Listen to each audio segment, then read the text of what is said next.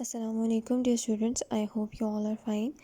ہم لوگوں نے پریویس لیسن میں پڑھا کہ کس طرح سے جو کنگ ہے ایڈورڈ، جو کہ اس ٹائم ٹام کے ڈسگائز میں ہے، وہ بھاگ کر گھر سے نکلتا ہے اس فارم ہاؤس سے جہاں پر اس کو تھیوس کے درمیان رہنا پڑتا ہے۔ وہاں سے بہت ساری چیزیں سیکھتا ہے۔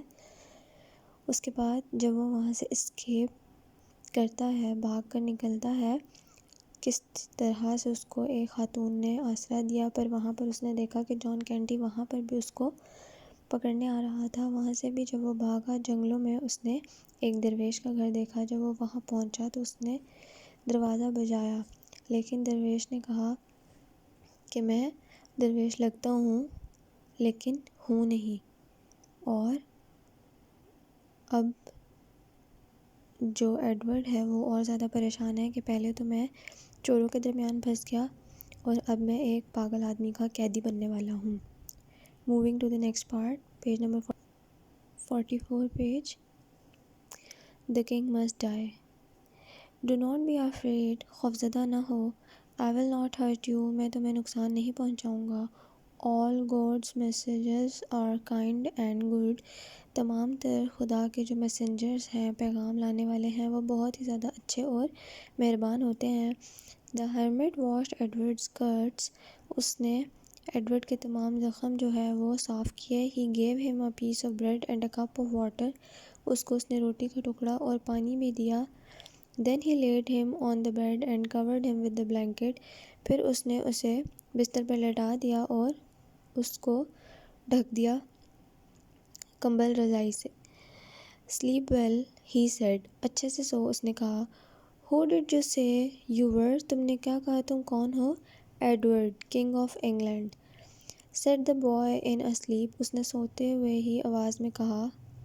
Sleepy voice, سوتی ہوئی آواز میں اس نے کہا۔ This time the hermit believed him. اس بار ہرمٹ نے اس کا یقین کر لیا۔ Then King Henry is dead. تو مطلب بادشاہ جو تھے پرانے ہنری، وہ مر چکے ہیں۔ Yes, I am his son.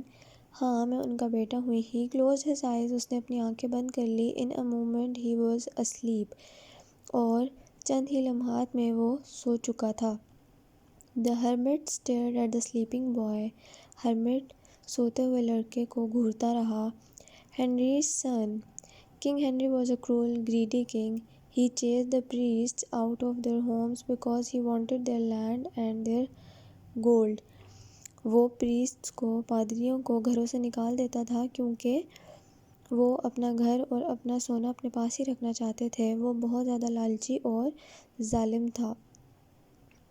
Greedy, لالچی، Karol, ظالم۔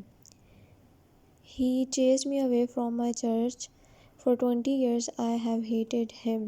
Now God has sent me Henry's son and I will kill him. وہ اسے بہت نفرت کرتا تھا، بادشاہ سے، اور اب اس کے پاس موقع تھا کہ وہ اس کے بیٹے کو مار سکے۔ کنگ نے ہرمٹ کو اس کے چرچ سے باہر نکال دیا اور 20 سال تک میں نے اس سے نفرت کی ہے۔ اب خدا نے میری طرف اس کا بیٹا بھیجا ہے تاکہ میں اسے مار سکوں۔ All night the hermit sat watching the sleeping boy and talking to himself. At last he picked up a rope and very gently tied the sleeping boy to the bed. Then he tied a cloth around his mouth. This gag will keep you quiet. اب وہ کیا کرتا ہے کہ ساری رات پہلے تو اسے بیٹھ کے دیکھتا رہتا ہے سوتے ہوئے، اپنے آپ سے باتیں کرتا رہتا ہے، پھر آخر کار ایک رسی اٹھاتا ہے اور انتہائی آرام سے کہ اسے پتہ نہ چل سکے، اور اس کے ارد گرد رسی باندھ دیتا ہے کہ اس طرح سے کہ اس کو بستر کے اوپر سے اٹھا نہ جا سکے۔ وہ اس کو بستر پر باندھ دیتا ہے اور ایک کپڑا جو ہے اس کے منہ کے گرد بھی باندھ دیتا ہے۔ گیگ، کوئی ایسی چیز جس سے منہ نہ کھولا جا سکے یا بولنا نہ جا سکے۔ This gag will keep you quiet. یہ تمہیں چپ رکھے گا۔ He whispered. اس نے سرگوشی کی۔ He picked up a long knife and began to rub it against a stone to sharpen it. After several minutes he tested it against his finger. The knife left a thin line of blood. He cut a piece of branch with it.